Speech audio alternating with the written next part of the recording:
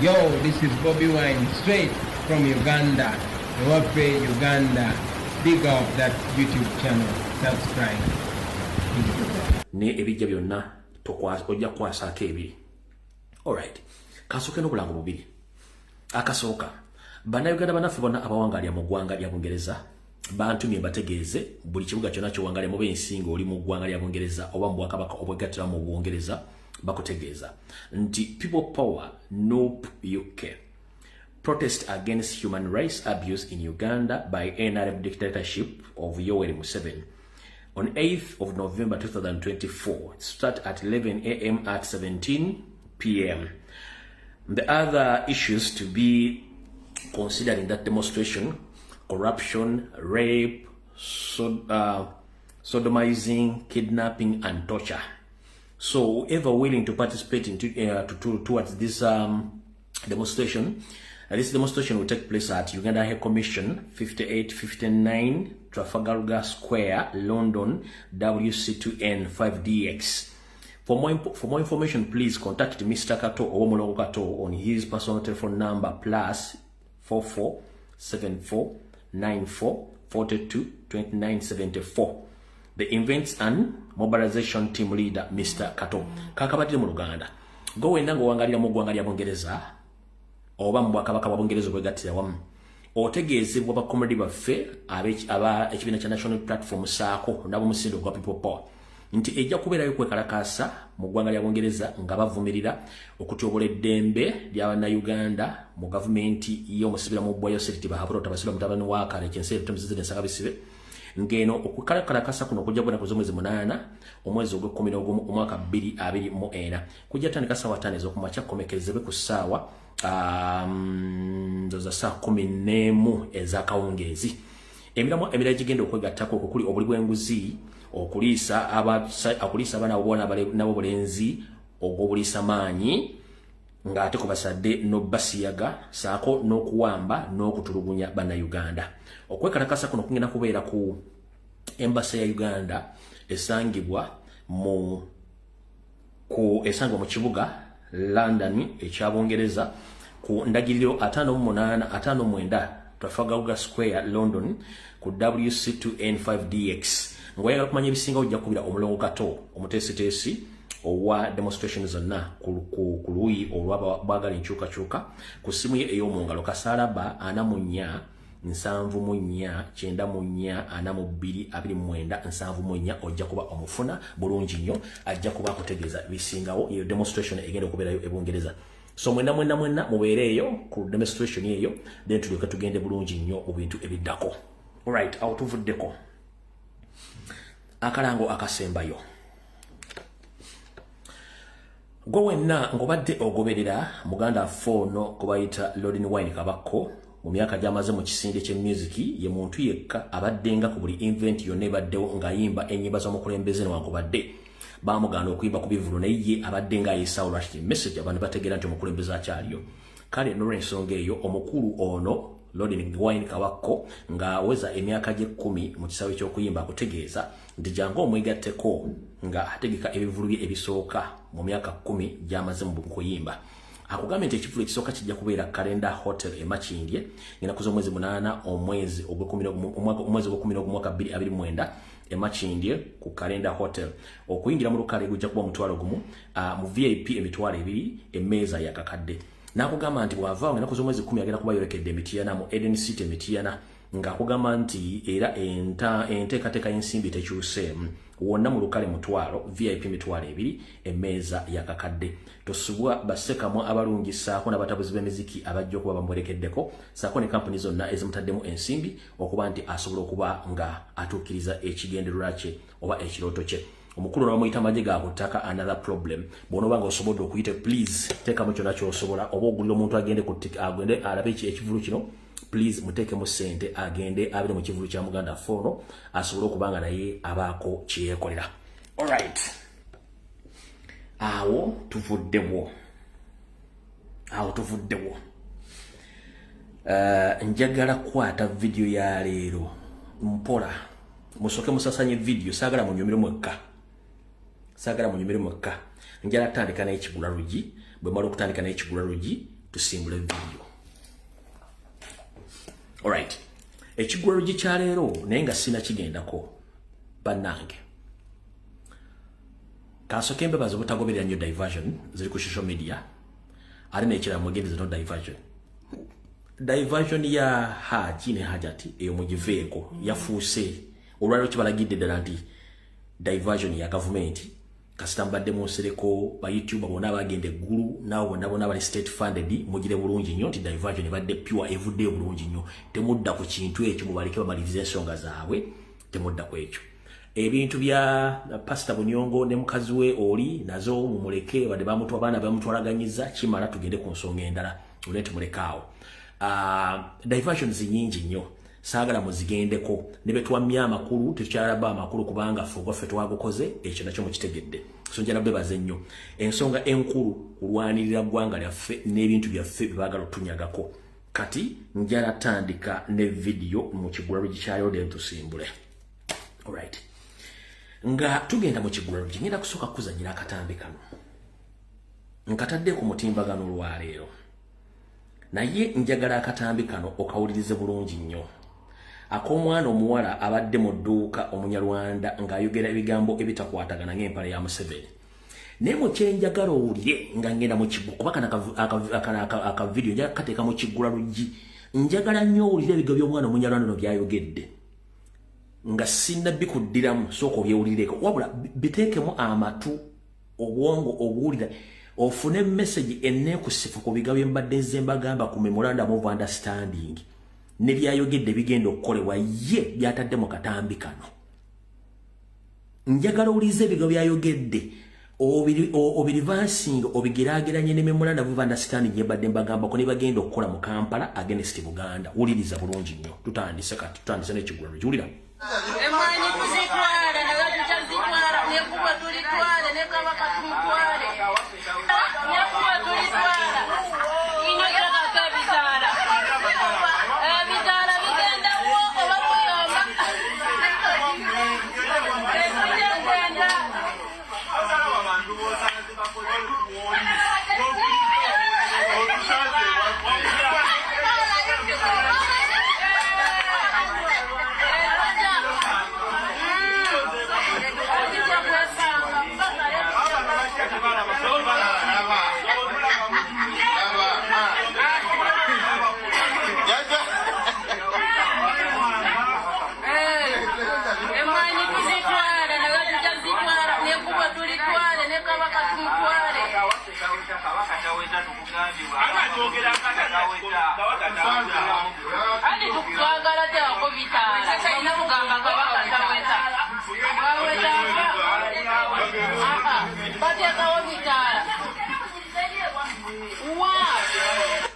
Right.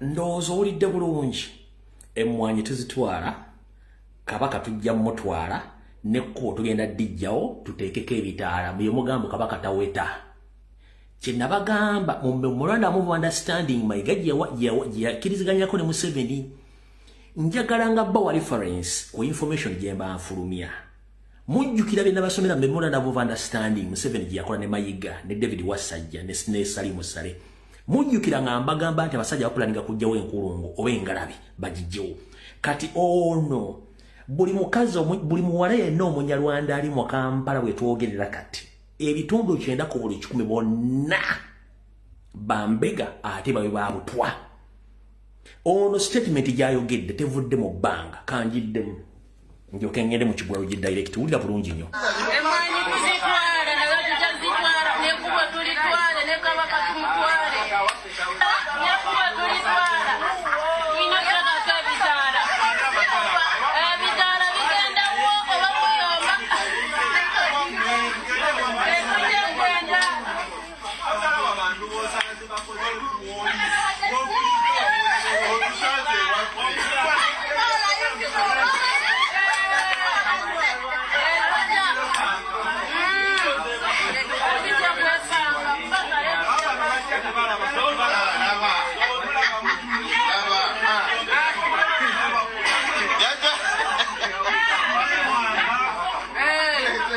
emanyi kuzitwala na watu chazitwala nekuwa tulitwale nekabaka tumutwale.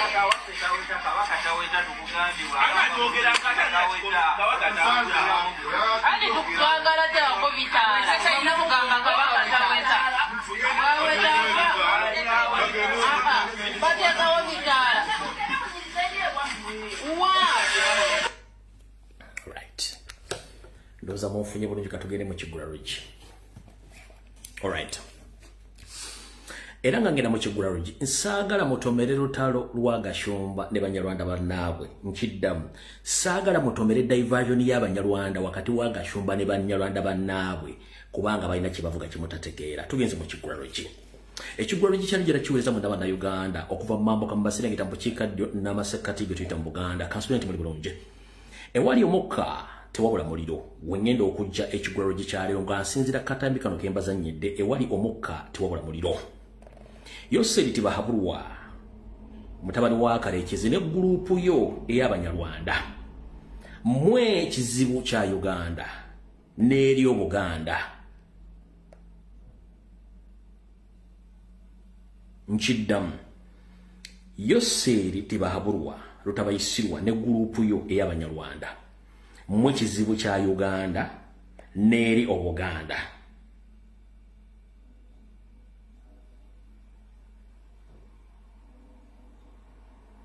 Mumpudde bulungi mutusse mutugoba ku mataka ate mutusosola.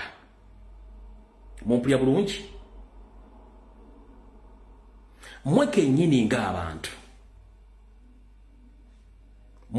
ng'abantu mwalema okukwatagana nga bannansi abava mu nsi eno. Yensonga lwaki newe mulaga wonna mwali mukwatagana mwagala kuwambana kotta. Mu ggwanga lyammwe gye musibuka muliyo tribes ezisatu ey'Abatwa, Abahutu n'Abatuusi. Wabula waffe mu Uganda tribes 56. Tribes zino tezibanga mu lutalo wadde lw'amawanga nga balwanagana. Lwaki mmwe bu tribe obusatu mwali mukwatagana ne mutandika okwetema amajambya ne mutuuka okufa akakadde kalamba oba obukadde bubiri bw'abantu kubanga mulina emize egiteebereka. Tosobola kubanga oli musajja mugwira notandika okumanyira bannansi okutuuka ku eyo levo. Ompulya bulungi? Okuva mu 1962 Museveni ne bando mwayingira mu byobufuzi bya Uganda mwonoonye mutinkudde mwawukanyiza mussa abantu mukoze buli kikobero kyonna nga mukikola ku bannayuganda. Buli kitundu kyonna ekya Uganda mmwe buzibu. Amamboka ga Uganda mmwe buzibu. Mu Buganda mmwe buzibu. Mu bukiikadde bwa Uganda mmwe buzibu. Saako ne maserengeta ga Uganda mmwe buzibu. Temukomyawo. Mu Rwanda yennyini mwaleetayo olutalo. E Burundi mwaleetayo olutalo. Mwagende Kongo. Era ne muteekayo olutalo.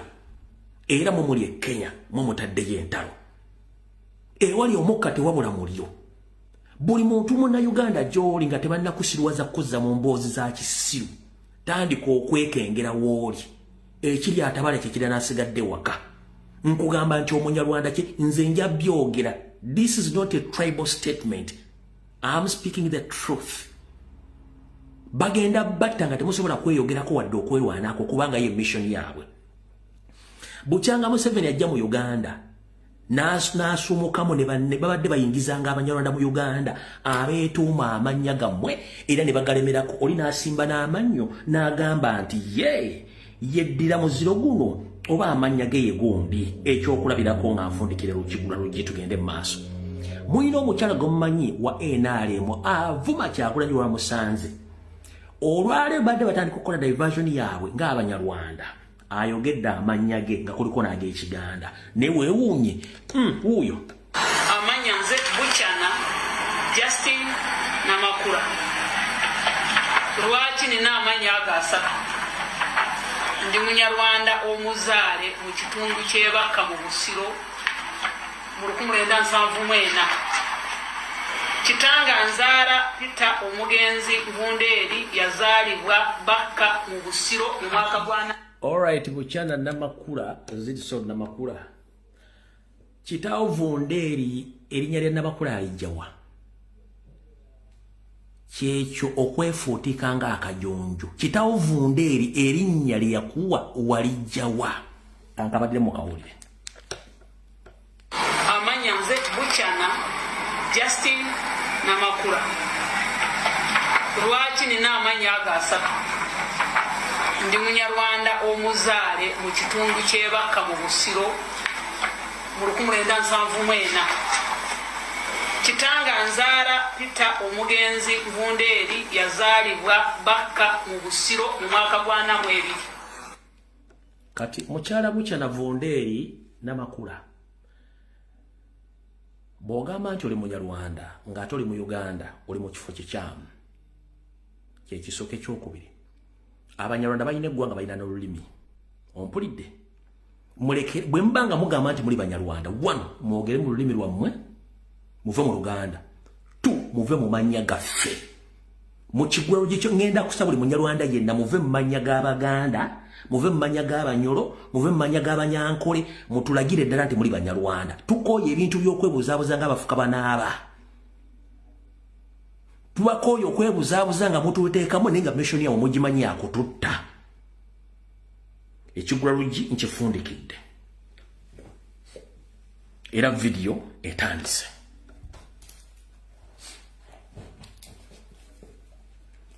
Nabagamba Omunyarwanda tava Munyarwanda munne era abeerawo 24/7. Ndi wano okubategeeza bonna Bannayuganda ensonga z'emmwanyi okuggyako nga musituse ne muteekawo kye tuyita olutalo luva omwange. Bwe mutakikola Museveni emizannyo gye bulijjo bw'ate bw'agikola kubanga ssente azirina alina batiisatiisa. Abangoberera ku Sande najja ne nkola program ne mbagamba nti Muwanga Kivumbi yali ku ssimu ne Yoseri okumala eddakiika 40 nga bateesa buti bagenda okubuzaabuza Abaganda ku kintu ky'emmwanyi. Ku Sande mwenna mwaliko nabagamba Muwanga Kivumbi yali ku ssimu ne Museveni okumala eddakiika 4 ne boogera buti bagenda okubuzaabuza Abaganda ku mmwanyi. Era ne mbawulira ne ssente ze bawa buli individual okukola katembo oyo. Nze najja ku Sande ebyaliwo byaliwo ku Lwokutaano. Ne ku Lwokutaano kwenyini bafuna press conference. Ku press conference press conference oyo musajja gye yakola Muwanga Kivumbi yayogerako nti yayogeredde Museveni. Bwe yali ba MP banne yayogerako nti yali ne Museveni ku ssimu oba okujjako nze ku Sande lwe namukuba ne mugamba Muwanga Kivumbi lekera okubuzaabuza abantu wali ku ssimu ne Museveni ne muteesa muti bagenda okubuzaabuza Bannayuganda. Bwe namukuba ku Sande n'adduka emisinde n'ajja ku kitebe abuzeebuze Bannayuganda nti yali ku ki? Kamalo bazanjira video eno.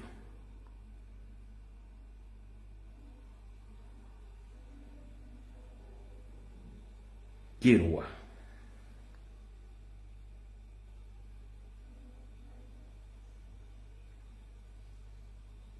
Yino. Banjirikiza wano. Jirenga bende njabe diwani abesa. Endobeso. For position yako basi ilikia. Ejosi, unyeze Muwanga Kivumbi, ishura na President General Museveni. NAMAYANJA tajina. Twali twegairira banange tubonaabona twegairira speaker ku makyala. Tutegeere twebekera Parliament ku mwana. Nebunga ababaka ba Parliament bonna abatagala mmwanyi tubere tusinkanye speaker. Etwebali togere speaker. Speaker ati n'abategedde nnyo.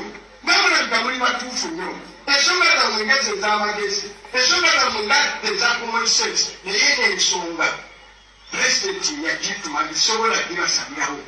Mu ngeri y'okwesikwesi n'akwata essimu nga tuli mu miitingi awo n'ababaka bonna n'akuira President. Nti amubuulire twogedde. Oba yabimubuulira bulungi nabanga tabitegedde bulungi naye mukazi wattu. Oluvanyuma kati kale n'ekyamaanyi atwala abaana ababaka waali. Yogera naye nga tuteze olukote bubiri. Tetulaba okwogera ne General Museveni agamba nti ffe twawaayo emmwanyi twagwa okwogera ne President. Nengagadi nze ndi musajja ate oyagenda kumukola ki? N'ajeeko. N'atandika mu ngeri etali ya bulijjo. Komaze banga yunakoli mututunga kuloni. Nangama kakati goye yumusi waza abantu. Mono na abantu. Musi kamuchai wa mawange. Na yumele edachika ene musajja kuli. Ngekole yafe yokusirika. Omuntu ulikuwa manyi. Oshuka ngolachi omuntu zako. Sijja kamarayo. Mutegedde bulungi. Singa samu kuba ku Sande era lyagenda kusirika. Nga sente bazifunye. Kati bakulu bannange ne baganda bange n'abanzaala. Be basajja betulina. Kati ebyo nabibaddewo. Mwalabye abasajja oyo simanyi Bomaali Empindi yazze ku CBS nga awolereza speaker Anita Amongi. Wasanya Kauli Charles Peter Mayiga publicly yagambye boogera n'Anita Amongi ya musindikidde obubaka please. Omuntu ajolonze obwakabaka n'ajolongeramu ne mukama onoga nti twogere yansindikidde n'obubaka.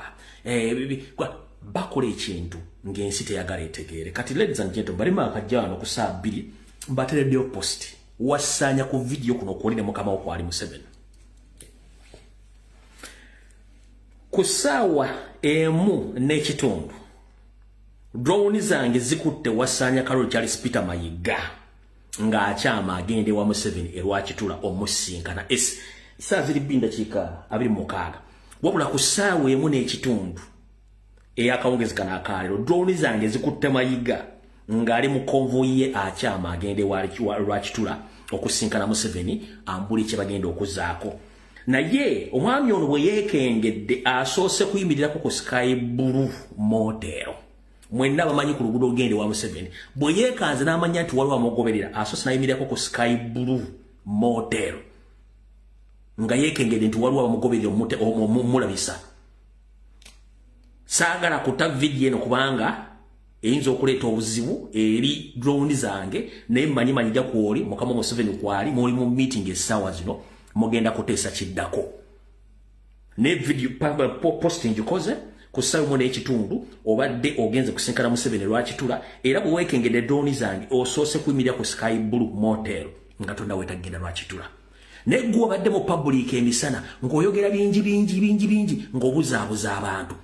Bano abasajja be bamu bazanya muzanyo gwa Museveni nga bwe twakubye ejjinja mu kisaka kubagire ba YouTubers simere bannamawulire bonna abadde beekwese mubogera ku nsonga ze kumbi bonna bamafia bakolera NRM muza mu kitegedde bulungi. Kati Mayiga esaazi noli wa Museveni muli mu meeting kubanga mwena kye mutannamanya kyekirwa ono ayagadde asinkane Gamulengejja before nga ku Lwokutaano tebannasinkana ba parliament bonna abagenda osinkana Museveni erwakitula. Ebbaluwa niyafulumye ngena kuzomwezi 23 omwezi ogw'okumi ng'eyita bamemba parliament bonna aba NRM basinkane mu caucus meeting egenda okubeera ku Lwokutaano ngena kuzomwezi lumu omwezi ogw'okumi omwaka 2022 ku ssaawa 3 ez'okumakya ekisozi mu faamu ya Museveni gye yabba. Byonna babega bajjiba nabyo era bagenda okubeera abayitidde okubeerayo kuliko Mukunja YOSERI yennyini kuliko vice president we kuliko prime minister kuliko ne secretary general nenda ne party bagenda okubeerayo jene baluwa. Kati baagadde onajje olwaleero bamwe briefing biki byagenda okulimba abaganda zamutegedde okubajjukiza Mayiga omwaka kumu n'ekitundu emabega yasooka naga nti ekitongole ekya Uganda Coffee Development Authority bakijjewo tekirina mugaso. Mayiga kennyini video mwagirabyeko. Kati ate y'omu yagamba nti akirwanira kireme kuvaawo mukitegedde bulungi. Kati bwe mutamanya mizanyo gy'abaana abasajja temugenda bategeera.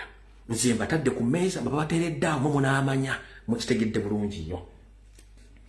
Awo nvuddewo. Kati bwe nvaawo awo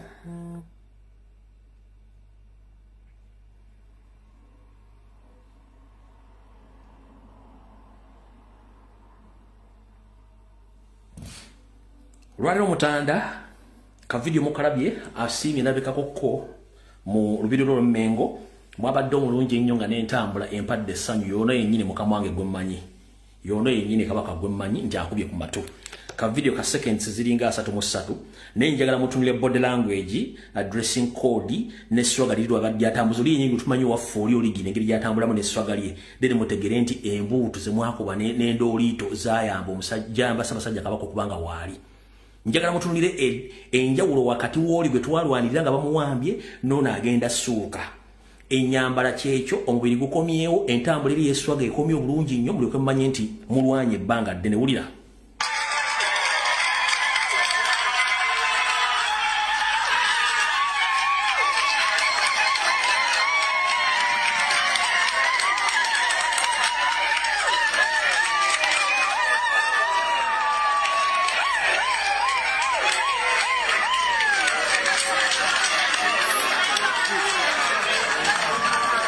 entambula ogulabe eyeswaga eyo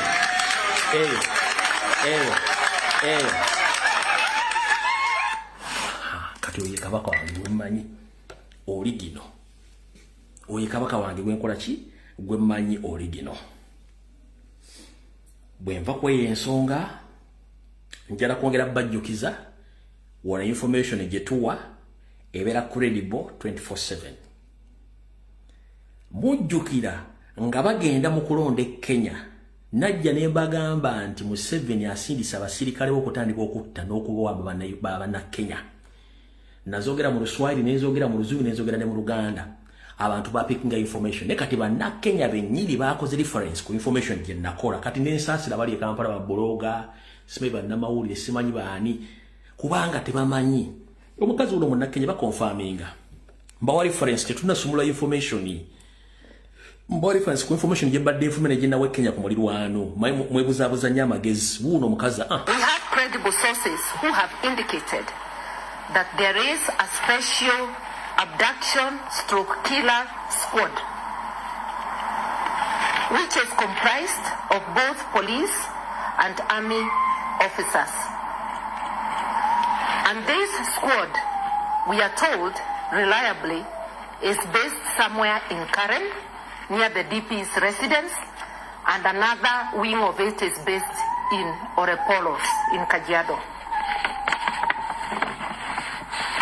These people also are joined, and mainly this squad is drawn from Dr. Ruto's ethnic community. We are not saying it's all members of the community, but this squad is made up of people he has picked from his community. They are also joined, we are reliably told, by foreigners, fellow East Africans from Burundi, from DRC, and from Uganda, and God knows where else. A regime that finds it necessary to create a squad outside of ndoza muwulidde a reference kati modde kwabo simaye balina amambuluga simaye bafunye for information gyetuwa eba credible kati bwe tuvaawo mayi mwagala kuseka mwagala kusooka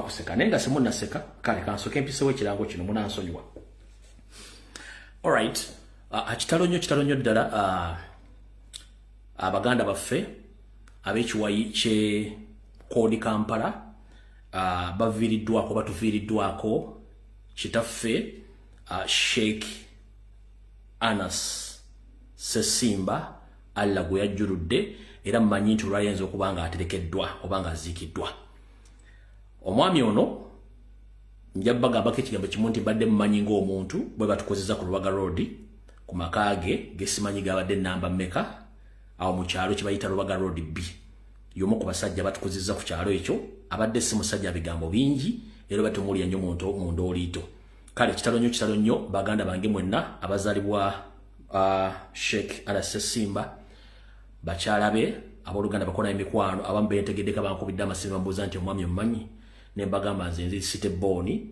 nzaalibwa mu kibuga Kampala wakati kale kitalo nnyo ekya Sheikh Anas Sesimba omukama gwajjuludde mmanyi nti olwali aterekeddwa olw'enkola y'abayisiraamu nti tebalwisa muntu alla wabanga amusabye nti amutwale kitalo nnyo bambi Sheikh ono abadde musajja muntu mulamu nga siwa bigambo naye bambi kitalo nnyo ddala abafamire y'omugenzi abaana abako n'abooluganda nabo bemmanyi betwakunalwa ku Lubaga Road B opposite ewa omu ku bakadde b'okukitundu ekyo omukyala Soya era naye nga mugenzi kitalo nnyo ddala ekyokufiirwa Sheikh Anas Sesimba alla muwumuza mirembe lyekkuba ffenna tujja kusinkana ekinnuma nti abantu bangi bangenzeeko sobodde kuba nti mbawerekerako kitalo nnyo ffena lyekkubo enjawulo ya budde.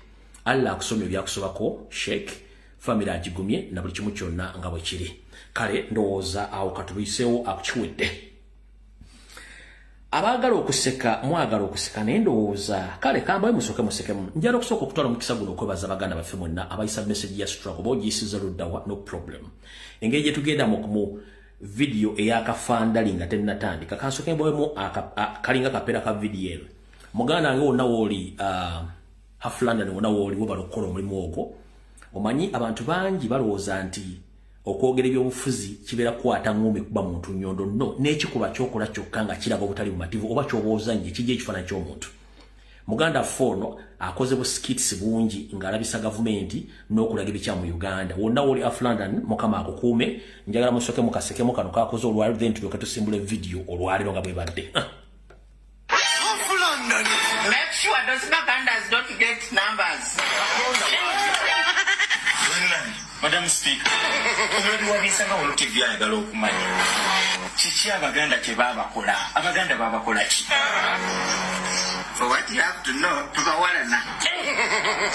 Abaganda bebandeetera bino byonna. Ebiki Madam Speaker? Bandoga. Nefune enjocho yocho mu face. You've got them enjocho. Enjocho. Ebifaanana mu face enjocho zava ku baganda. Tubona embalanga tubalinako nene nnyo ne mukama wange Museveni tetubagalira ddala. Neno kala ya pinki nayo be bagikuloga. Seka. Speaker ne lipstick agenze nayo be bamukuloga. Mazima. Byonna mubikole naye muve ku mwanyi Kubawonya. Bannange kiki kye mubala ku mwanyi? Abaganda twabakowa ate ekirala ekigendererwa kyonna kyakubalumya bwavu. Obwavu bubalume obakalakate munyookeko n'enswera. Oli mukunyigiriza sayidi emu y'abaganda because abaganda be bennyikidde ennyo mu mwanyi. Mazima. Just know, if the Baganda are poor, the whole country is poor. Babeera baavu. Ekyokubiri emwanyi yabadde efuuse emwanyi abasajja nga bali emwanyi n'amaanyi balina kwetatu. Eating Magogo last time was killing me.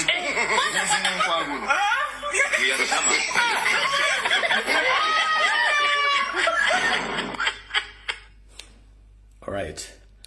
Amuganda nga webala nnyo busikiti bw'okola tubusiima nnyo. Kale gwe yava mu struggle n'olya ssente munaye kusaasidde ffe tukyagenda mu maaso n'abaana bakyajja. Kati awo wenjagala tusimbule video y'olwaleero. Video eno tugenda gisimbula tutya tutandise bwe tuti. Ngenda bazzaayoko ku buntu obumu obadde bufuluma ku bavijja ab'enjawulo. Video etandise.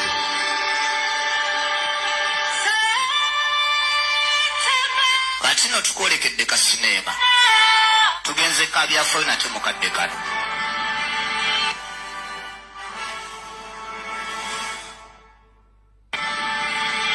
Wano batugambye mwaka gwa 1986 gavumenti yabamusibira mu bbwa. Baatuza Abamiruka nga bateesa butebe bagenda okwavuwazaamu Uganda eno okutwala ebyobugagga byayo kozi n'ogitemaatema mu bitundu. Era wano nga batugamba nti Bosco eyali Kabwejjumbiri yali akulembeddemu ekikoosi kino yasooka kwezza amataka g'abantu amakolero ogasseko n'ekisaawe ky'ennyonyi. Emyaka 10 nga giyise yali byadde tebimumaze n'agattako okwewola amabanja ne gatuuka Uganda mu bulago nga tejja na kusobola gasasula.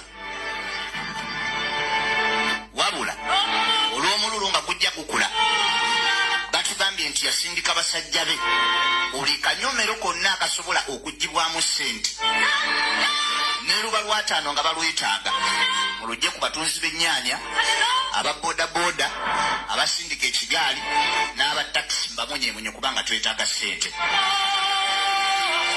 Wabula oluvannyuma lw'emyaka 3 abantu nga beekyaye Katonda asindika omuntu yali tamanyikiddwa na byafaayo byatalina mu nabyabufuzi kujja okusobola okutangaaza abantu n'okubazibula amaaso wa Uganda gyeraga.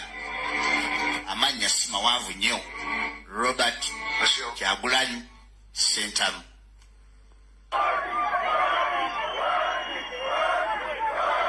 Alright. Akomo kategedde. Kati bulijjo waliwo akatambi ke tubazannyira.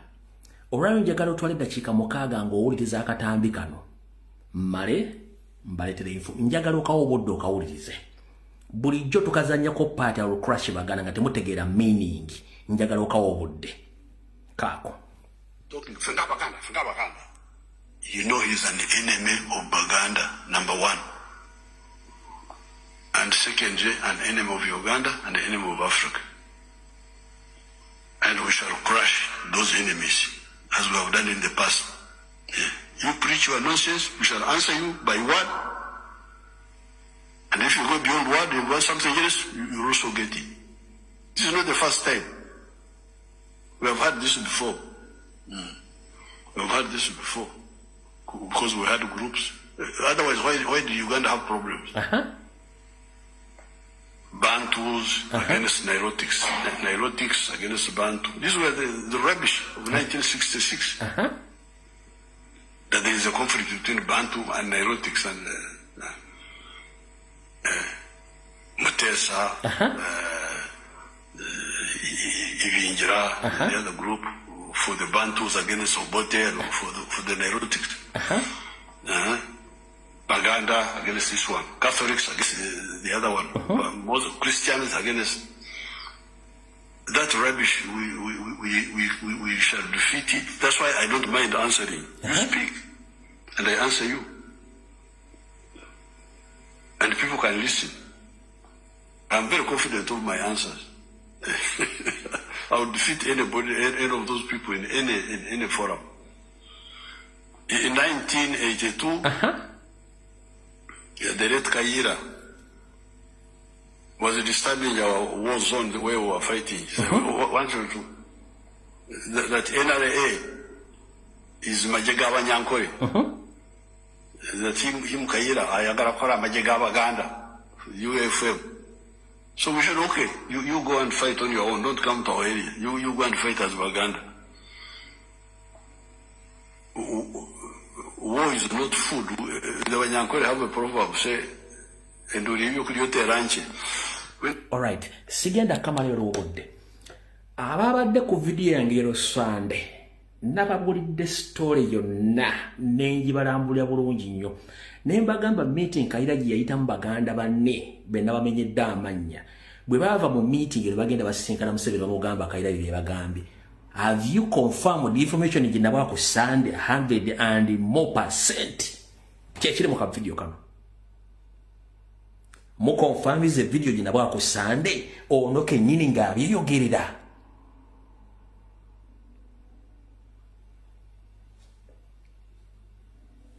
Abadde ku video ku Sunday nababulidde story yonna nga bwe yabadde. Muwulidde mu video kano ng'omusajja abyogerera.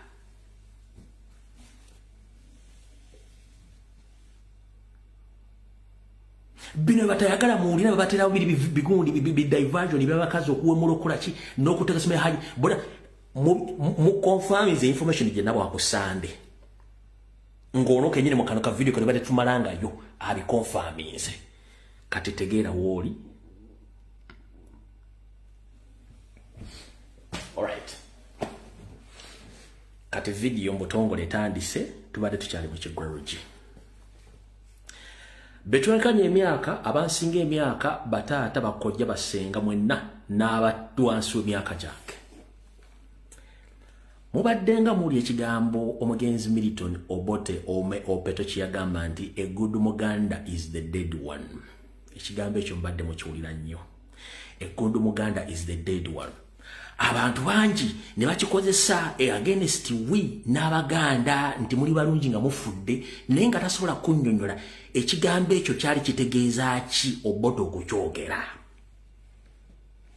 Nzizemba w'amakulu ga statement eyo teri TV radio presenter simanyi YouTuber simanyani yali akuwadde true definition ey'ekigambo ky'Obote kyagamba nti good Muganda is the dead one. Tewali yali akikuwadde kati kankikunnyonnyole. Esawa zino bonna aboogera ku struggle boogera mu lulimi luki Luganda. Abafulumya information ku exposing Museveni baki Baganda. Munnabyabufuzi atuuza Museveni obufofo muki Muganda. Abafuluma nga bagenda mbuyinike ebweru baki Baganda. Abazoganya Museveni underground baki Baganda. Abakubi obwavu Abaganda bakyaliwo. Pichipichi aziwambye Abaganda bakyaliwo. Asemwanya Abaganda bakyaliwo. Bakyamwogerera mafuukule. Kyekimu ekyatuuka ku Obote. Obote yatta Omuganda. Obote yachunya Omuganda. Obote yatta Abaganda n'abajja mu business n'abakola buli kimu. Abaganda balwanyisa Obote. Okutuuka le bafulumya Obote n'agenda e Namibia. Lebera yafune bamuzza era bamuyita bwete n'omulambo bamusikisambwa era n'omulambo tebagwisa mu Buganda wakati. Mu bufunze okivunulwa nti Omuganda nga tannafa tabeera mulungi. Asobola okukuzoganya in any possible way okutuusa waakwagala. Ne bw'afa ng'omussi awo abeera mulungi kuba tagenda kukuzoganya. Your true definition, a good Muganda is the dead one.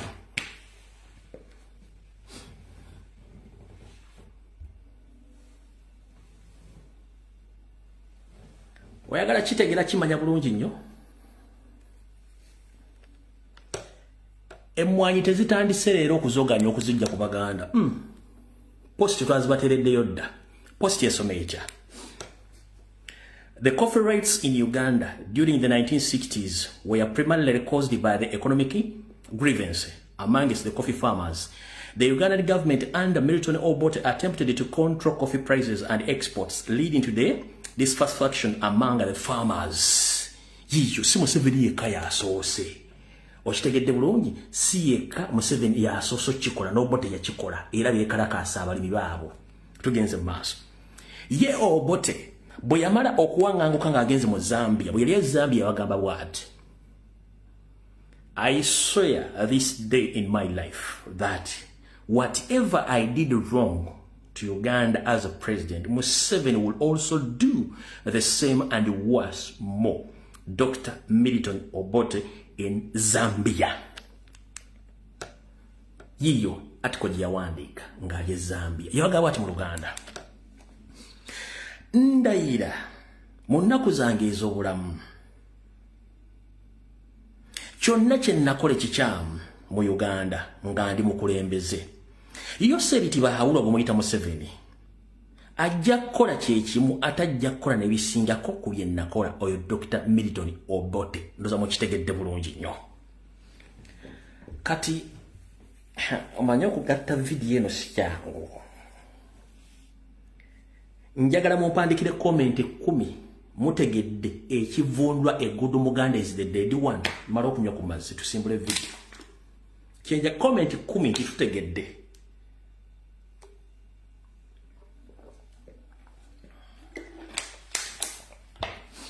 Typinga. Eranga wichuma kyo mugenzi sembuze. Then tugenda ewa bigalo. We wali umewumwa yibira bibiri. N'okweyongerayo neze byembagambyeko bisatu. Kati n'enguudo zonna ezifuluma Buganda nezingira Buganda zalingako ebyuma by'emmwanyi. Ebyuma ebyo byakolanga omugaso gw'amaanyi nnyo okusunsula n'okutunda. Kati ne tumanya nti Uganda yali eyimiriddewo ku bulimi obwabeezangawo bajjajjaffe kye tuyita agriculture. Nga basomedde nti Buganda wokka twabeesenganga ku mmwanyi n'ebintu ebitonotono. Era emmwanyi zino zaagaggawazanga nnyo bajjajjaffe. Era abaana ab'obulenzi bagendanga okuweza emyaka 22 wattu nga bamaze okusajjakula ng'omwana omulenzi alina ekibanja ekikye kuliko omusiri gw'emmwanyi abanze n'akasiisira. Era kyabanga kizibu nnyo okujja omwana omulenzi omujja mu kyalo muleeta mu kibuga kyabeeranga kizibu nnyo nga naye tayagala. Wabula mu Buganda embeera yajja ekyuka. Yoseri tibahabula utabashira mutabani wa karensi etemuzizide sanga bisibe. Bwe yatandika ettima effugabbi effutirizi okutandika ogwagala okutta ebyennima mu Buganda kubanga yategeera Abaganda balina ssente. Naye jjukira ensimbi zonna Museveni ze yakozesa mu kulwana olutalo olwo ebitundu 85 ku buli 100 ssente zaava mu mmwanyi z'Abaganda ze baatunda okuwa Museveni ate n'amala bamuwa ssente n'abatta.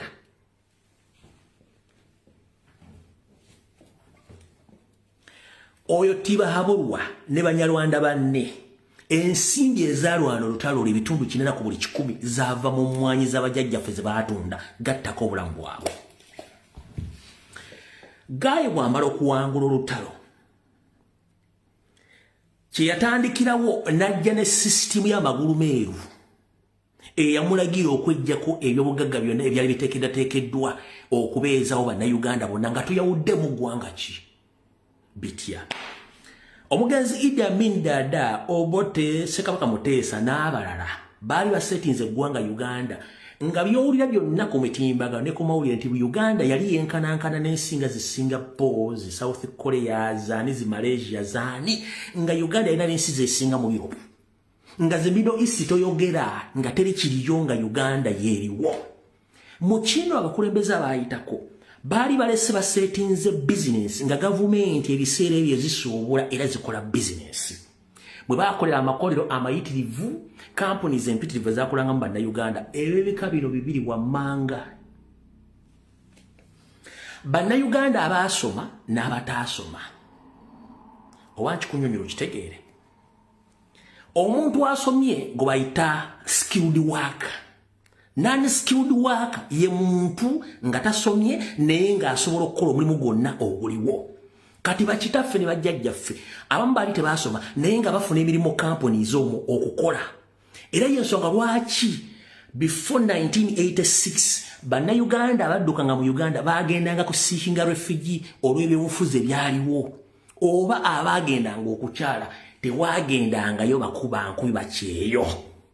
Bwe baba baagendangayo buli mwaka bafulumangayo abantu 20 bokka nga baali bagenze kunoonya nsimbi za kyeyo. Buli mwaka bafulumangayo 20 bokka abaali bagendanga okunoonya ekyeyo. Abasinga baddukanga bya bufuzi. Kugenda kukyala nakula family kyekyo kyokka mukitegedde bulungi nnyo. Kati Museveni bw'ajja n'atunda ebintu byonna ng'abyeggyeko nga amaze obyeguza. Kino kyaleetera bakitaffe bajjajjaffe okutandika okwavuwala mu ngeri yonna esoboka. Museveni n'akola ekijjobyo.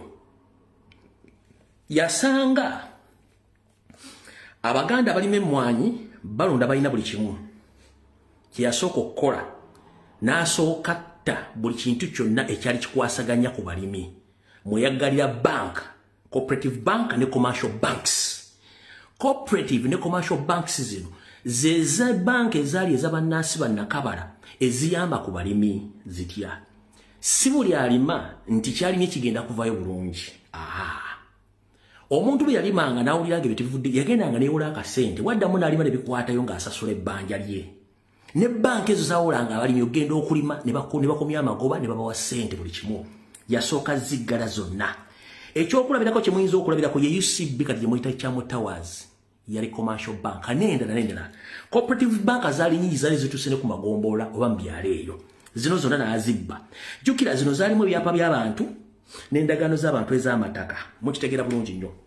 Bw'amala okugjawo eyo n'agenda ajjawo ebina by'obwegassi bajjajjaffe gye baatundanga ebirime byabwe. Omuli Growers Union, Cooperative Unions zonna n'azijjawo kubanga abalimi ebiseera ebyo bo bwe baalimanga ebintu byabwe ezo growers ne cooperative unions gye baatwalanga ebirime ebyo kubanga bo baali direct n'akatale k'ensi yonna ng'amanya emiwendo bwe gitambula nga yasobola okuwa ssente gwe n'oweddirayo mu kyalo. Ye n'alida akatale kanaakula nga tewali bino byonna Museveni n'abiggalawo. Kye yaddako okukola kiriwa. Museveni yaddako enteekateeka eyali enteeketeeke n'asooka ddira atta ettaka lya Buganda ng'alitta atya olyanza oga nti ettaka lifa litya. Tuula nkunnyonnyole. Musajja mukulu abuzaabuzibwa byenjogera oli waddemba okubuzibwabuzibwa. Njagala kutegeeza ettaka ly'otambulyako ly'ozimbako ennyumba ettaka lissa nga gobosa lissa litya. Mu ttaka omulimu ebitonde omuli ensiriŋŋanye omuli ebiwuka eby'enjawulo ebitambula mu ttaka eryo nga birifuulafuula n'okulikolamu ebigimusa. Kyekifuula ettaka eryo kubanga lissanga ggwe. Kati bwe baaleeta chemicals ze baaleeta okuyiwa ku ttaka okwo ku mmwanyi simanyi ku bitooke n'okufuuyira omuddo ebiwuka ebyo byonna byakolanga omulimu gw'okugimusa n'okuleka ettaka lino lisse ebiwuka byonna byafa ettaka ne lifa ekiziiro ompulira bulungi nnyo bwe tumala awo ne baleeta akawuka akali ebitooke ne balyoka baleetera simanyi falada ne simanyi bitooke eddudu biki ne mulyoka muteeka ku bitooke ne biryoka bikonzibwa ne bigenda kuhanga ebyo nabyo bifa ne baleetera akawuka akali emmwanyi ke bayita simanyi kofi bini wivo ne kalyoka kabalira emmwanyi ne zigongoba ne zigenda kuhanga bwe zityo buli kimu ne kisaanawo bwe kityo kati weebuuze amatooke gasenguka kati okuva mu Buganda gagende embalala bali baali balunzi ng'ebyokulima tebabimanyi bali bako kawugiro olw'okuba nti ettaka lyabwe baali tebalikosa mu biseera ebyo baafuna ensukusa ne bagenda ne batandika okweyunira obulimi era emmere gyebadde eva essaawa zino yonna etambula Uganda ng'evaawa mu Maserengeta ng'amaze okutta wano wakati Museveni wamala okukola ebintu bino byonna agenda okulaba Abaganda tebaavuwala missoni ye yali nti gye mutaategeera ettaka bwe lifa emmwanyi ne zifa buli kimu ne kifa kino kyawaliriza abavubuka bakawuula okudduka mu byalo okujja mu Kampala wabula mu kudduka okwo baaleka batunze ettaka lya bajjajjaabwe nga batunze n'ebibanja byabwe ne bajja mu Kampala okuvuga bodaboda n'okugula poloti fuuti 2.5 fuuti 2.5 nga bazigula okuzimba obuyumba obulinga toyireti ne badda mu bodaboda n'abalumbayo n'atandika obbakuba ennyundo bodaboda bazitwala buli poliisi eri mu Buganda ekitono nnyo erina pikipiki 50 kakabeka poliisi kaleka poliisi 7 lwaki kalina pikipiki 10 pikipiki z'abaana Baganda abasigalawo abatono ennyo ne bajja mu bubuga obwetondeka mu byalo eyo ne basisira mu bubuga obwo kiki bakolawo ennyo kunywa mwenge kusiba sports betting kubeera mbimansulo kubeera mu karaoke na kubeera awo kati kiyabakolera ekikulu ekiriwo ekyobusiru kwe kuleka ensinga amateeka akafuga akakontrolinga ebyobuseegu ne bagajjawo yensonga lwaki nti omuntu asobola okuteeka akatambika ku mutimbagano nga teri amukutteko genda otambule bukalubuga konna akali mu Buganda akakoze n'akaliwo bizinesi kyenkulu ezisingawo sports betting bwamalaaya kunywa mwenge na kumanya bikwatagana ku mipiira gy'ensi yonna okusinga n'eggwanga n'ekyalo ky'amaanyi oba n'ebintu bikuba ku kyalo osanga MC Numani ng'amanyi Arsenal olunaku lwe yatandikawo abazanyi beerina ssente ze babasasula owanigo bagenda okugoba agenda agoba shiwaddiru simanyi ono biki nga byonna bimanyi bulungi nnyo mubuuze Numani ewammwe ekyaggwe ky'amaanyi yali bakuziika era kyekiri ekyaggwe Numani agenda kugamba kamana once again kyagenda okugamba okitegedde bulungi nnyo kubanga ekyo baamuteekamu n'abalala otegedde bulungi nnyo ekyo kiri mu Buganda wokka bw'ogenda mwankole it's not there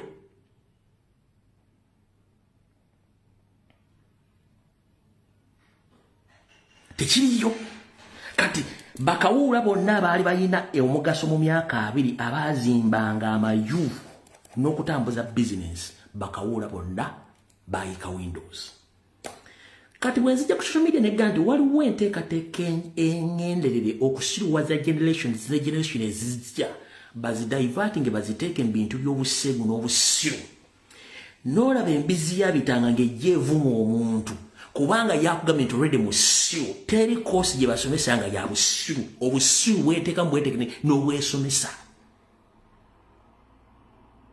ekigendera kiri luddawa 1 ensi bwesigala nga nsiru waliwo abasiruwalirayo generation zigenda nga nsiru ekyokusookerako n'ekyokulabirako buli lwoddira abaana abalenzi ne bakomekeza abagenze mu kuvuga mpanka beefuula ba smart wire beefuula bali babisiyaga abaana bano beefuula nti bo baliwo bakazi balabirira eyo generation gye bayita ey'abasajja okukola family beefudde kati kyekigenda mu maaso ku social media baba luzinze value awo teri agenda kuwasa baba tunule ba sugar mami beefudde ba smart aba bagenda kufa ebeefudde generation beefudde bwe tugenda ku baana ab'obuwala the moment abaana ab'obuwala baluzinga value teri agenda bawasa bagenda kufuuka bannakiyombekedde nga tebagenda kuzaala olw'ensonga nti omusajja yandibadde awasa omwana ono olwedda amanyi nti abaana bonna mu Buganda bamalaaya naye ng'ani akulyetinza abaana okubeera bamalaaya Museveni n'Abanyarwanda be abata obuseegu amabeere gali bweru obukyala buli bweru ku TV za Uganda zonna America wasinga obwononefu ne Bungereza ne mu Europe njagala te video emu ng'omukazi aleze eno biology enali bweru akabina kalire katumbidde amabere gali mbanga wegati koga ngalinga yambadde swimming costume najja ku TV kiri mu Uganda kubanga kibaagala to corrupt your minds no corrupting abaana abera ku TV nga balaba ati akakagoye nange nja kambala ngenda kanoonya nenga si kye kyandibadde idea entuufu omwana omulaga ekifaananyi ne ku TV yennyini ya BBS olaba presenter abakyala batula ne ba discussing emboozi z'ekiseegu abasembako kukola ku TV ne bali Alafaire ne Nakabubi ne Shifaliya ne Kibirango be basembayo kubanga bali babulira oba bafa simanyi abawala baliko bonna bamalaaya nkiddamu bonna bamalaaya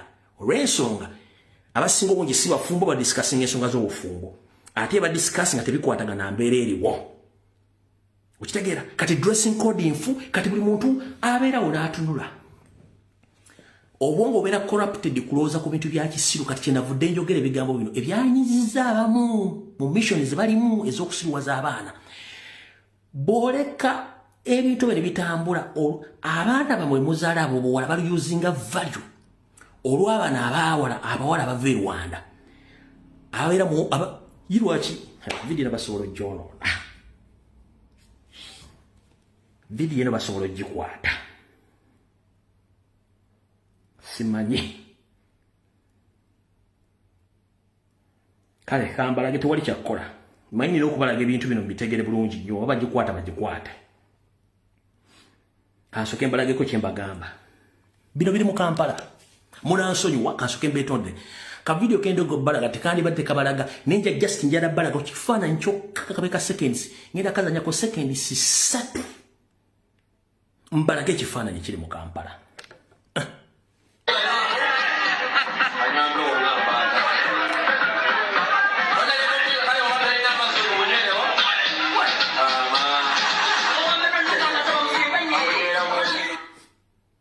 mbalako seconds 3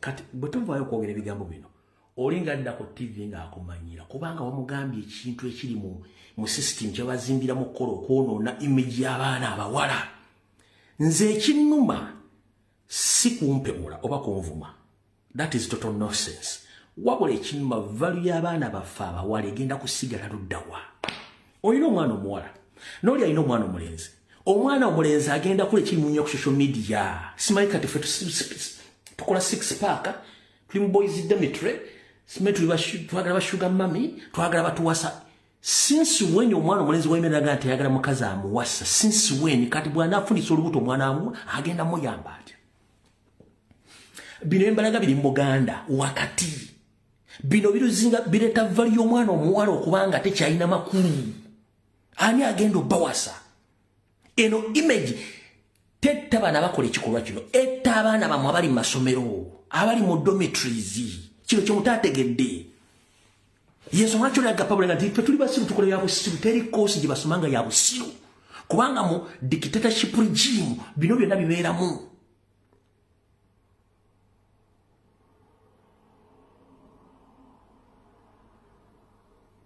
ekimu baana babuwala generation ezigendo mwe ebintu mubere serious ebintu bino tubagamba esazi lugoyiza okola nti oyina ebbiro oyina akabeere oyina ki time egenda kujja you have to set oyina okukaddiwa n'omuntu ng'oyagala okumanya kye bayita ebweru weza emyaka 6 n'abaana bo bakulekawo ne bakutwala mu care homes gye balabirira abakadde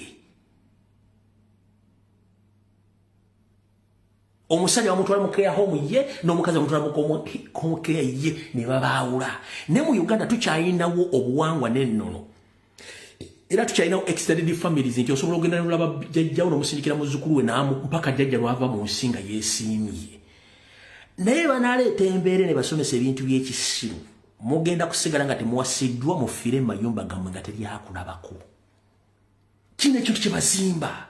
Ne bwe tujja nkyogerako olinaga ati fe tewali koosi yaabwe siru gye bagisoma. Ffe tulwanira generation ne generation z'abaana bagenda okujja. Nze nnwanira valu y'abaana balenzi n'abaana bawala. N'obutasaasaanya buseegu. Ffe yaffe eyinza okuba nga eri spoiled. But we can't let the next generation to be spoiled by some individuals abalowooza nti basinga okutegeera. Munansonyi okuzanya obusambi luno lwaliro kubanga njagadde kutegeeza public kyeki mmwe bino temusobola biba ku TV za Uganda tebasobola bibalaga. The reason as to why ife batunoonya n'otukolako obulabe bye twogera bitte image nene ngeri Museveni ku kyagala okuzimba.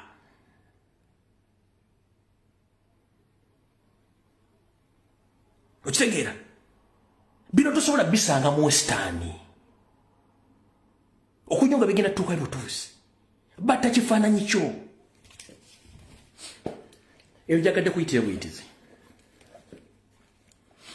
Kati Museveni bw'amala okutta ebyobulimi mu Buganda bakawula bavudde mu kyalo tebakyasobola kukola olwo Buganda butandise okwavuwala. Abazadde bafudde tekyali mwana agenda mu kyalo bagenda kuziika. Osanga gali amaka gafuuka matongo buli kimu nga kifudde. Mu eastern side of the country bayinayo ebikajjo baganda baffe abali mu east okutandikira awo ejjinja okudda waggulu. Ebikajjo bino byali 3 buli tani 3. Essaawa zino ebikajjo bigula 5 tani. Tani bwe mala okuprocessingibwa evamu obusukali obusawo bwa sukali 8. Evamu obusawo bwa sukali 8. Kankuwa simple calculation omanye mulyoke mutegere ebintu bino. Tani yali ya 3 eyo mu eastern Busoga. Kati tani egule 5 ejja sente. Tani emu bwe bagi processinga evamu obusawo bwa sukali 8. Buli kasawo ka sukali kale katubale kilo 5. Naye nga kilo eri ku 15 buli kilo times 50 je 20 mweji je 25 akasawo kamu. Kati 25 times linda ku 25 times 8 omuyindi mu ttani emu ayinza okukola million 2 gwe yakuwadde 5.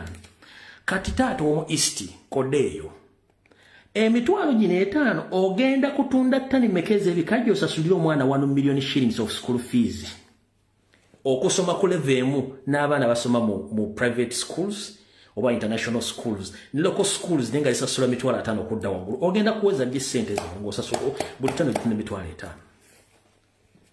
Simple calculation, simple mathematics. Ibatasobola bagamba ko TV. Nkubaliddemu katono nnyo tuli mu east mbikajjo. Tugenze mu cotton. Cotton yali mu east ne mu western side of the country. Cotton yono yalina ekitongole kye bayita Uganda Cotton Marketing Board. Oba Uganda Cotton Marketing Board. Ekitongole ekyo Museveni yakijjawo. Ne kireetera muka Museveni ne banne okutwala etunzi lya cotton yono. Abalimi bamujja ko buli kimu bakijjako ekyo ne kifa. Kati omuntu w'omu west, omuntu w'omu eastern n'omu north abali babesinga ku cotton yono basigala luddawa. Bwe tugenda mu north again nga tugenze Karamoja baali berimira emmere yaabwe y'okulyako n'okulunda ente. Era twalina engombe egamba nga don't wait Karamajongs to develop. But Karamajongs, they were not stupid because they had their own business of cattle raising. Nga bakubalunda ente. Ng'ente emu ekitone nnyo eva wakati w'5 ku kakadde.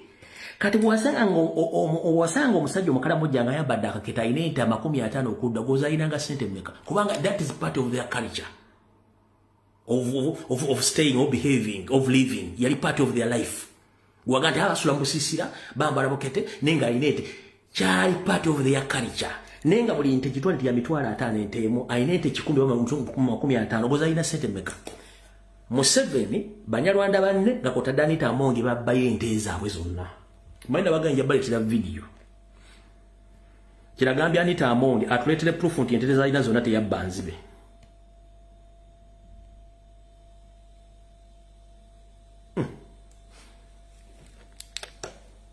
Now give tuleetere proof nti ente babba Nzibe. Namuga part of the cows you have was it Babubi. Huyo ngaziraga Museveni. Sorry. Mulimu audio. Huyo ngamulaga ente zizo.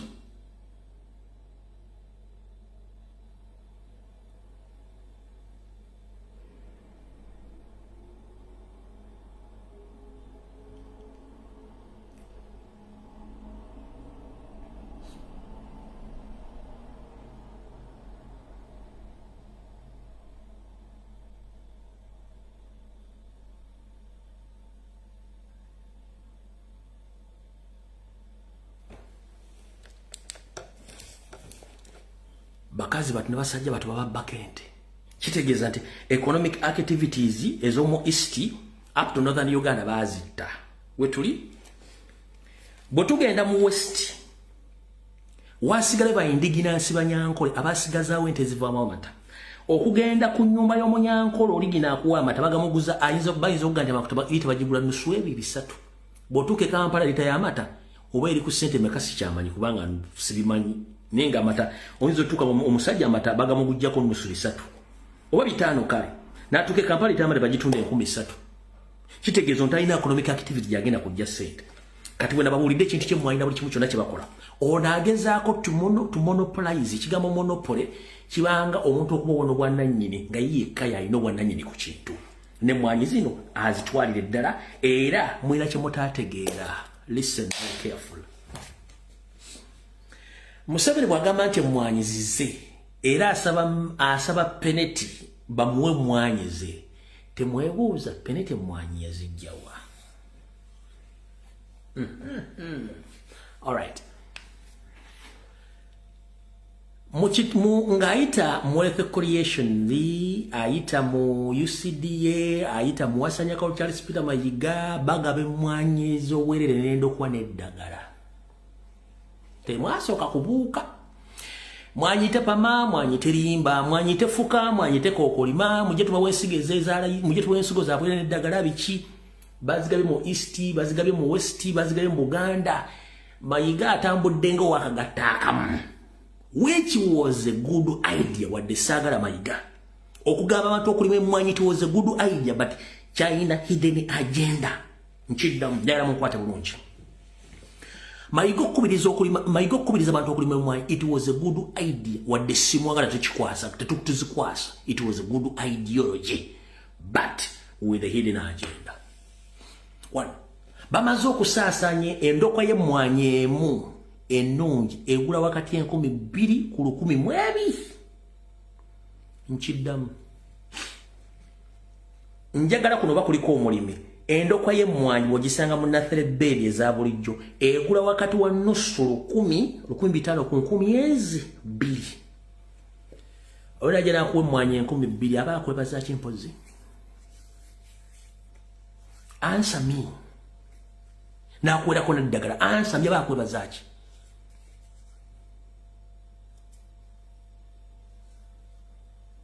So he's reclaiming what he gave you, but you didn't know exactly the hidden agenda behind his supply 3.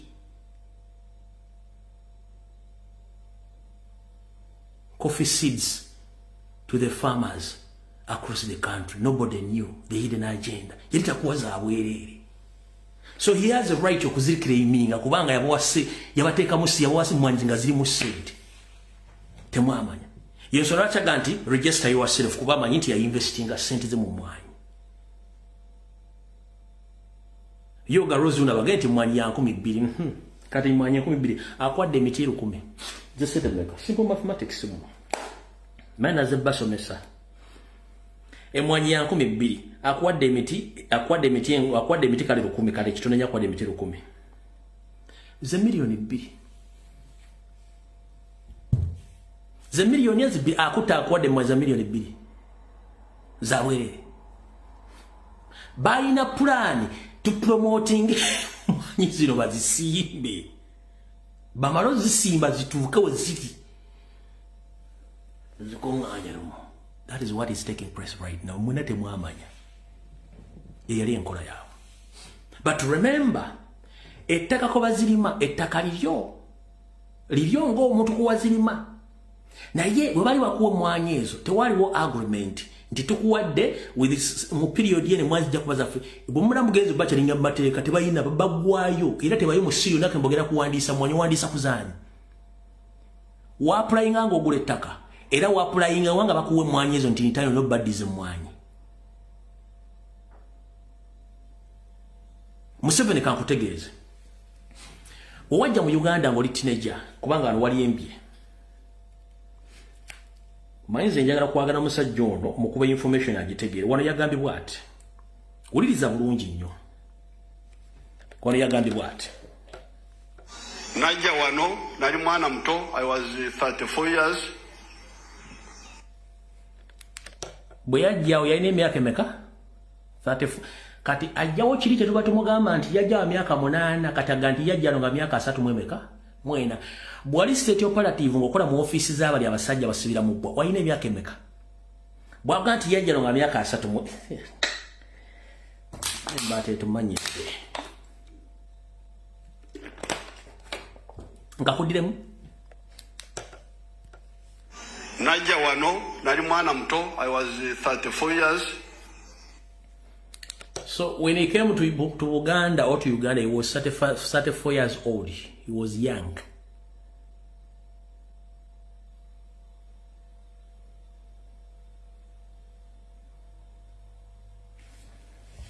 So mukulu Museveni nakabinja kumanyi oli ne mayige sanzi lwaki tole mu video eno. Kasuke kutegeze.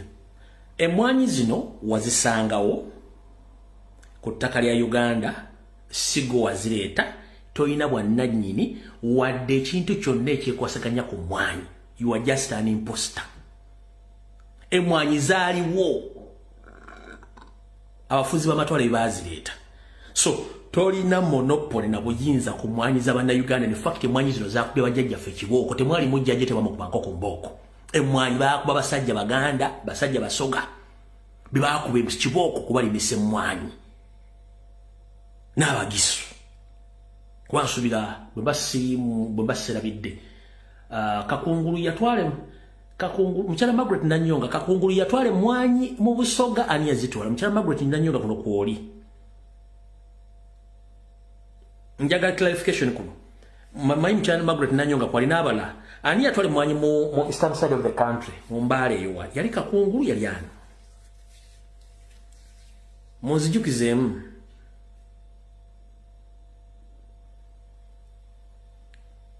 munzijukizemu na musagala mulwe wano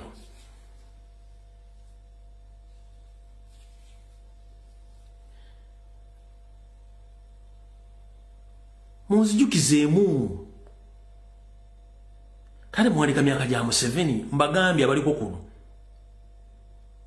Sophie Nalukenga agambye yali Kakungulu nine ngalabi baba nine ngalabi Mukyala Margaret Nanyongo babulidde wa yes yali Kakungulu oyo kasita yogera kiba kiwe.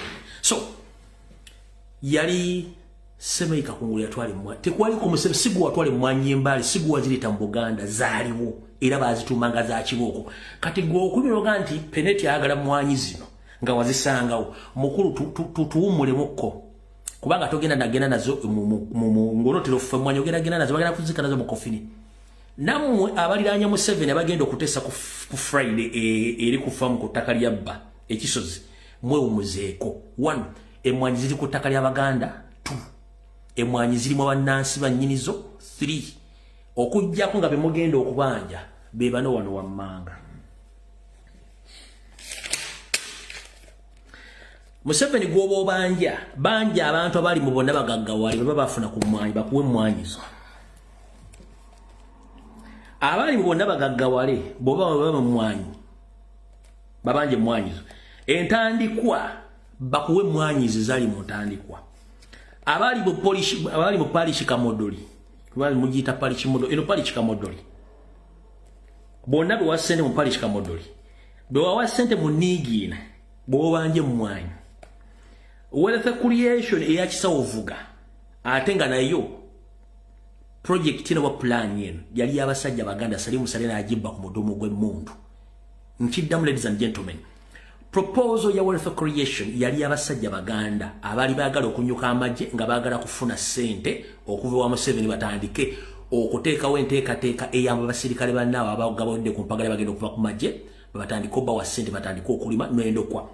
Salimu Sale lwabitegeera nga balina kawo mentality bebamutulada project eno project nungi nanke jangu go on sa project eno nti mzee kati mchiche mu planning okora era mugenda mu ne balika bamusomesa buli project buli kimunga bwe kitambula olwamalo bisoma nga akwata kitabo nga ateeka wano nga asirika basajja batunga bakwata project nga bajongere wa Yoseri ogitwala Yoseri boga mbo bajasima ngijagala mukozi bulungi ateze project matabuta kakati njikiriza ndio authorize nze bajuwe sente. Salimu Sale yakwatira wesimu sebo togeza no gaba sente zange sente the project yange am the initiator togaba sente bafulumya abaganda abaleta project nemboko.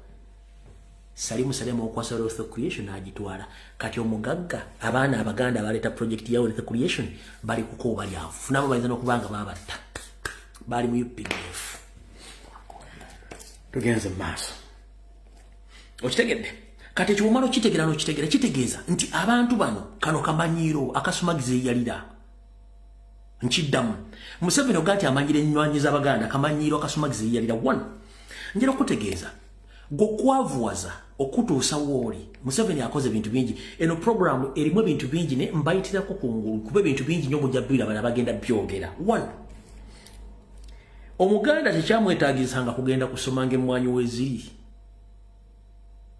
kyovula nti abaganda basinga obungi mu Kampala ne Buganda bapiwano balina ssente empya n'enkadde bamanyirawo ti okusoma poteya. Njagala osooka omanyi osooka otegere bulungi nnyo omuntu yenna ali creative ng'era alina omusingi gw'obulimi be bagagga bali mu Kampala. Kati Museveni bw'amala okumanya nti emmwanyi Buganda ezzeemu esitusi ne yeebuuza ettaka bwe tinalitta terifanga n'emmere etandise okutojjera munanjulira bw'otambula mu Buganda abantu bazzeemu okulima ebitooke bazzeemu okulima amayuuni bazzeemu okulima ebikajjo balima emmwanyi buli kimu kitandise okuddayo ku nkola yaakyo. Kati Museveni kiyakoze okimanyi ne batandika okulera kampuni ebireeta ebigimusa ebireeta kasooli omufu baga bigimusa baagala kuddamu kulita gwe muganda munnange enkubulya toddamu kugula kigimusa kyonna simi kifuira muddo temuddamu fuira muddo mbuzi mwe nkiddamu mbeegayiridde temuddamu omuddo bajjajjaffe baagutemanga ne bagukabala bamala ogukabala ne bagulonda kaluberumbugu tebaalufuiranga. The moment okwata eddagala n'ofuira omuddo ettaka olizizzayo Katonda gy'abadde alinunudde. Olunda embuzi lunda enkoko noonya obusa mutandika okukola ebigimusa ebiri organic muve ku chemicals mbeegayiridde emmere badde etandise okudda emmwanyi zitandise okudda ate batandise baguza bigimusa na kufuira mudani abaloga bannange. Ngenda basabambi Katonda katuwadde omukisa ogw'okubiri ettaka ne liddako engulu. Please mukozese organic manure. Toddamu kufuira muddo. Toddamu kufuira kintu kyo kirime. Waliwo emisomo mingi ku social media okwo na ku YouTube egisomesa butya bw'osobola okukozesa organic manure oba organic chemicals organic chemicals nga ziri organic ng'osobola okuzikoza muve bintu by'okufuuyira mbadde mufunye kyansinga ettaka litandise okuzuukuka abo kye baagala mukiveeko. Kati mukulu Yoseri yagenda maaso mu system eyo naggala banka ezali ez'abalimi bw'amala oziggala naggala zi cooperative naggala zi farmers union naggala buli kimu n'abiggala n'agamba n'ebiseera ebyo baganda balina banka gye bayitanga tefe era eno naye yawolanga abalimi tefe yali abaganda n'agitta n'agisaanyaawo olw'ensonga ekigendererwa kikyali ky'abaganda kubasaanyaawo era kutta bizinesi z'abaganda. Kati n'olw'ensonga eyo njagala gwe wenna nga tonnaziba maaso tebakulya ssente te Museveni akwagala in the first place. He doesn't love you. He doesn't care about your existence. Ekintu kyagala mwenna nga mufudde. Nkiddamu Museveni tali yagala Muganda, tali kwagala, tayagala bannayuganda. Ekyo kimanyi okuva n'olwaleero. Era buli MP gw'olaba nga azunga ne Museveni manya y'omu ku balina oluko olusaanyawo Uganda ne Buganda. Nkiddamu Museveni tali kwagala kubanga mission ye nnene, abasajja bayingizza balina mission omwo bali mu kutta abantu kirindi nga temumanyi. Tajja kwagala era tali kwagala. Okulaga ekyokulabirako. Akana kulya kamevu kajja kesesa. Salimu sale kyamutwala mambuka ga Uganda kiki. 1. Yamalo capturinga Luwero Triangle yonna. Neba generals abatwala ettaka lya Buganda.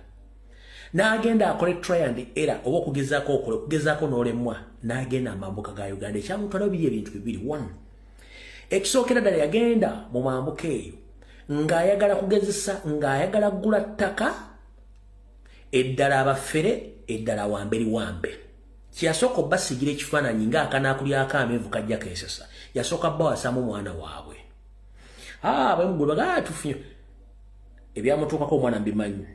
N'atandika okutwala amataka n'okugula amataka. Abantu seriously bali mu kuttibwa mu Northern Uganda.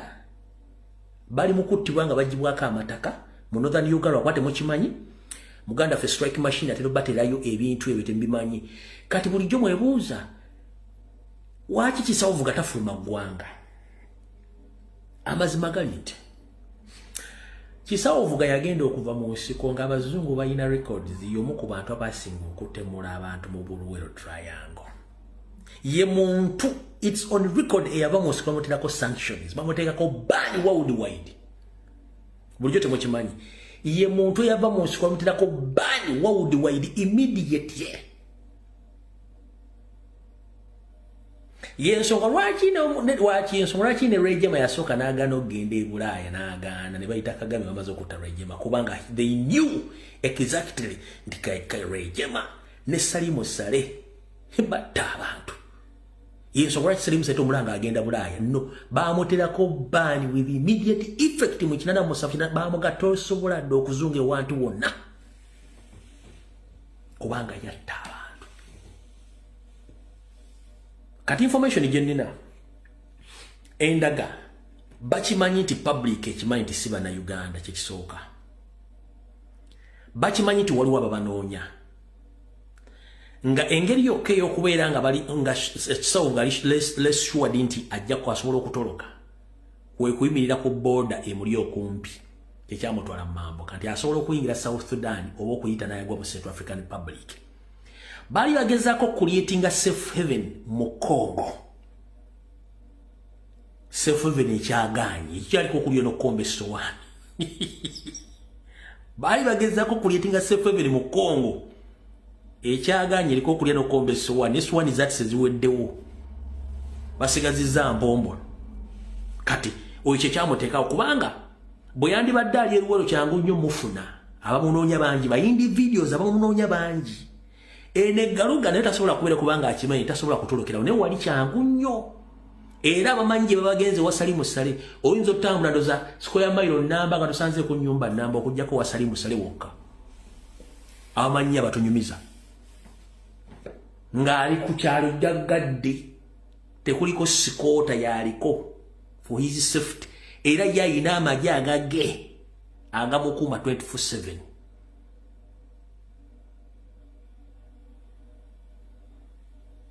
Kwe wala binaddirira kubanga bakimanyi nti ensi yategedde si bannansi. Buli kye bakola kyonna bakola kimenya mateeka. Yensonga lwaki ne kkooti tezikyakola. Buli kimu order from above. Amataka kati ntegezeddwako olwaleero video gye nakola mwe naleta information ekwata ku kyapa kya maila akenda yaleese ensasagge era ntegeezeddwako nti mu Ministry of Lands waliwo special offices bakuliyetinze nga z'Abanyarwanda nga bagenda kukola land titles kuzikyusa zonna eziri mu Buganda ngera teyingirwa muntu era ebyapa basombanga bagezaako nnyo okukyusa n'abagambe bagenda tandika okukyusa ebyapa byammwe ng'obeera n'ekyapa naye ng'olina zero ekyo bakikola kubanga bategedde nafunye information ekwata ku authorities zino okusinzira ddala National Forest Authority ne NEMA nabo tebadde bakuŋŋaanyamu ettaka n'ebipanga gye babadde babibbamu kati baagala batadde office ku Ministry of Lands ng'egenda tandika ku transferinga na kukyusa byapa bya Buganda byonna eby'amataka by'Abannayuganda ba individu abamu kati bali mu kukola essaawa zino kyova olaba bano abasajja kati ku buli guudo n'olufuluma e Kampala bamenya genda oyitukwata jinja bali okumenya bizinesi z'abantu kuba baagala kiriyalinga wonna balinawo amataka bonna ebyapa babifuna dda tebakiriyalinga muluddewo ku lwewasibwa mwenno oba olina ekyapa batoyina kati bakiriyalinga bukiriyalinzi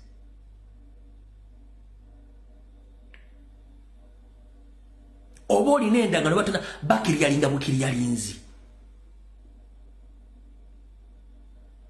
bo kye bakola so kati buli muntu yena gy'oli njagala okoze kamanyi ng'akoza n'owebbwa teri akwagala baleeta ba substitutes betuyita abazanyi abagenda okuyina mu bifo by'abazanyi abalala kati baleese abantu abayingira mu bifo byaffe nga bannansi babasaanyaawo. Do you copy that? Buli awagira omupiira ngo bayita substitute omumanyi muzanyi ayingira mu kifo ky'omulala nga akooye kati ba substitute babaliwa.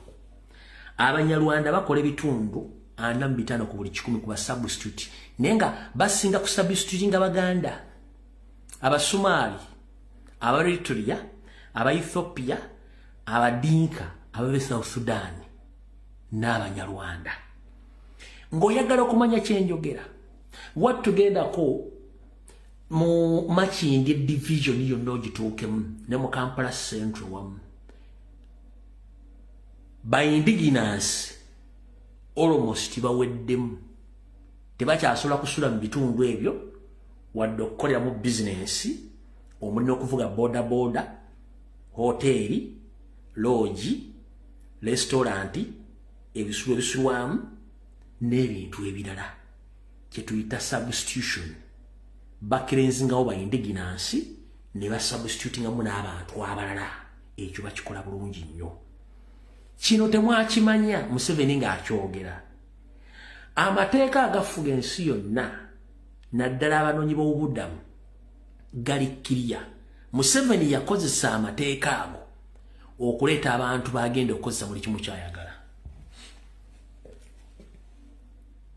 Atali okutambulira kusibira ya menvu buli kimu nkikuwaako information ekyewulirire. Wulira kano byembadde gabe njagala owulire. At one time Uganda was the fourth biggest exporter of refugees in the world. However, our movement, political movement, which started as a student movement, akugambye at one time Uganda was the fourth country of exporters of refugees. Kanka kudiremo okawulire bulungi nnyo saagala ogende byosi byange. At one time Uganda was the fourth biggest exporter of refugees in the world. However, our bwakugamba nti Uganda yali ekwata kyakuna mu nsi yonna okufulumya abanoonyi b'obuddamu mu nsi yonna kuba ekigambo kiri export okujjako nga yera n'akozesa export oba import. Import kwe kuyingiza, export kwe kufulumya. Kati ye agambye nti Uganda was the fourth in exporting refugees. Who are those refugee kyawo abali batuuse okukwasa Uganda ekifo ekyokuna okubafulumya batwala ebweru wa Uganda. Refugee be baani abo? So who are those refugees? What did second sasatu weroze ku mwaka sinna kamalayo so kwa demo dakika second sasatu weroze bani ba refugee chabo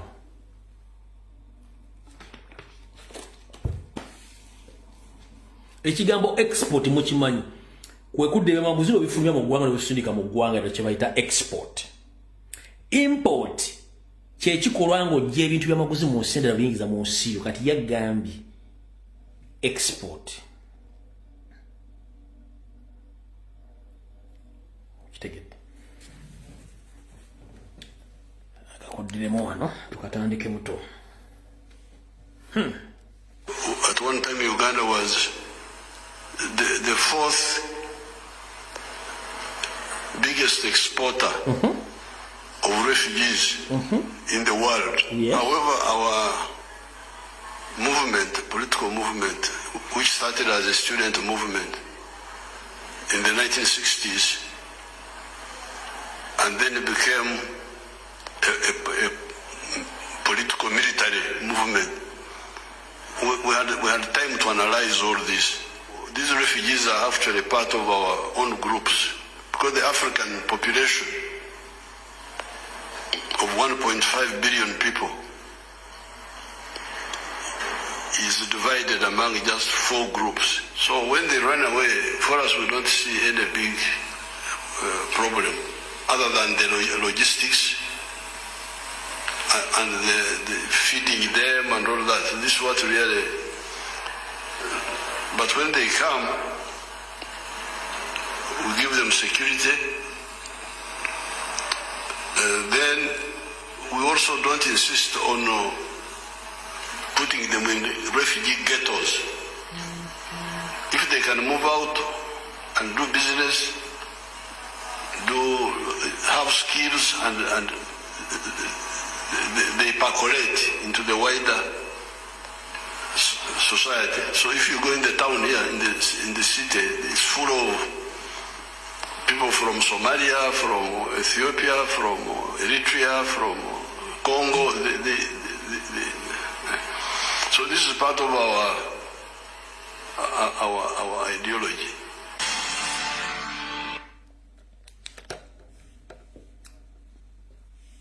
Agambe kyali kimu ku nteekateeka zaabwe naye abasinga obungi ebintu bino bibuusa amaaso. Mujja kumala bitegeera nga mufuuse enfuuzi mu nsi yammwe. Kitegedde bulungi nga mufuuse enfuuzi mu nsi yammwe nga bali placinze mu ngeri ewuma endala. Lwaki? Bw'ogamba nti Uganda yali yakuna ku exporting aba refugees mu nsi yonna. But refugees tebaba exporting. Refugees are not exported. No. Tebaba exporting aba refugees. Kyekikyamu. Ba refugees baba transferringa oba bakosa system yetteeka lye bayita integration. Okuba settlinga bafunye obuddamu. So when you talk about exporting refugees, nja kwongera kinoonyerezaako ndabe. Naye ate bwe nzijukira ennyo nga nzizaayo akatambi kange emabega, sisuubira during the Obote's regime, Amini's regime and others nti we had refugee camps in Uganda. Zaaliwo zaali zamwe particularly Banyarwanda, ate Abanyarwanda abo babeera basetolingibwa mu Uganda ne babeeramu. So nja kwongera kinoonyerezaako kubanga tekiri refugee exportingibwa transferringibwa ng'amaze okufuna ensi ey'okubiri oba ey'okusatu gy'aba atwaliddwamu ng'ensi eyo emusabye okubeerayo oba okugenda okutuulayo. So ekya export sikimanyi. Era ne ba refugees ndowooza baasooka mu Uganda baali Banyarwanda. Era camps zammwe zikyaliyo nakati gye ziri, naye era temu exportingibwa kubanga sisuubirayo nsi yonna, either Sudan, Kenya, Tanzania, that Rwandese were sent there okuva e Uganda mu camps. Bwe mba serabidde sirowooza nti kubanga amateeka gafuga ba refugees. babera integrated oba ne batransferingibwa naye ate okutransferingibwa ebeera request ey'ensi ezo eziba zibasabye sirowooza tebayita export sirowooza ye nga bwakyogedde kati ye akozesa ekintu ekyo kubanga abantu bano abakozesa one abakozesa mu kulwana entalo ze ez'obuyeekera mu kubega okwokipayinga amataka g'abantu n'okumuyambako mu kaseera waba yeetagidde abalonzi okumuwa obululu nozo zezo sectors abakozesaamu bo n'abaleka ne baintegrating ne bannayuganda mu bifo batalina kubeera ate n'amateeka gali kkiriya nti munnansi yenna yabeera first choice yasookerwako omugwira tosobola kubeera ng'osinga munnansi rights kati mu Uganda atabagwira balina more rights mu Uganda than the indigenous Ugandans. So ndowooza abasajja bano ekintu kino babyogera ebintu bino tubisaako amaaso nga tetubimaze byanalyzing n'ebintu bino babikola bakimanye kagendere ng'omukadde akogga kye bakola bakimanye fe bannayuganda ffe tunagobera ebintu bino nabitegeera. So nja kwongera okunoonyereza ku statement z'omwami ono n'abalina more information abakwasaganya ku misu ya refugee esimu yange ebeerako 24/7 nsaba mumpe more information about this Museveni's message kubanga yeetaaga clarification oba okwongera okunnyonnyola abantu bategeere ebigambo bino.